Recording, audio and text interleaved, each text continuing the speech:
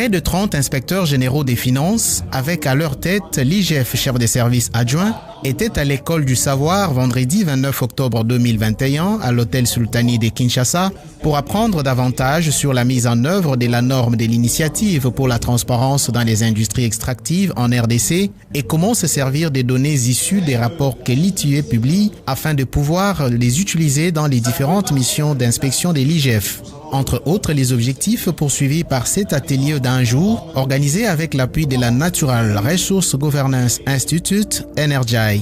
Jean-Jacques Kaembe est le coordonnateur national de l'ITIE RDC. L'objectif global de cette activité, nous disons un renforcement de capacité sur la norme ITIE en vue de la fiabilisation des déclarations de l'État et de l'utilisation des données ITIE lors du contrôle ou de la contre-vérification des finances et des biens publics.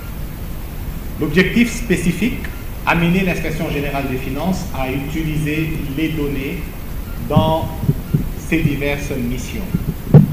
Échanger avec l'inspection générale des finances sur les améliorations apportées au contenu des rapports ITIE pour les rendre pertinents, fiables et exhaustifs. Pour l'inspecteur général chef des services adjoints Victor Batubenga, avec cette maîtrise des normes de l'ITIE par les équipes de l'IGF, le travail à accomplir se fera de manière très affinée. Donc ITIE dispose d'un côté des paiements déclarés par les opérateurs du secteur et de l'autre côté, elle dispose aussi de ce que les régies financières disent avoir perçu. Et l'inspection générale des finances, son travail, c'est quoi?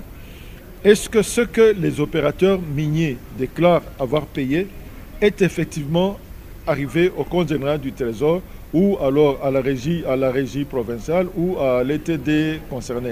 C'est là qu'intervient le travail de l'inspection générale des finances. Donc être pénétré par les normes ITIE va permettre à l'IGF d'affiner davantage son travail et de réaliser l'importance de la certification qu'elle doit faire. Il faut dire que conformément à la norme ITIE, les pays mettant en œuvre l'ITIE doivent publier les paiements et les revenus générés par le secteur extractif, mais aussi les informations sur le contexte dans lesquels ils ont été effectués pour qu'ils soient certifiés par un évaluateur indépendant et fassent l'objet d'un débat public entre les dirigeants et la population en vue de favoriser le développement. C'est dans ce cadre que le comité exécutif, organe dirigeant de l'ITIE RDC, a confié à l'IGF la tâche de fiabilisation ou certification momentanée des déclarations des recettes de l'État en attendant la réhabilitation